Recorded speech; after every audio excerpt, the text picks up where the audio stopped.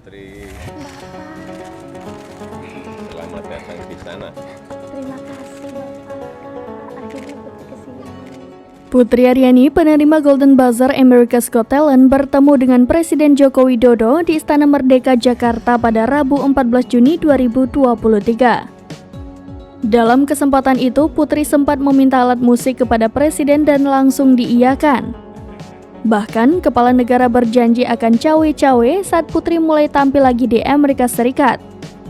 Putri berbincang dengan Presiden Jokowi didampingi Menteri Sekretaris Negara Pratikno.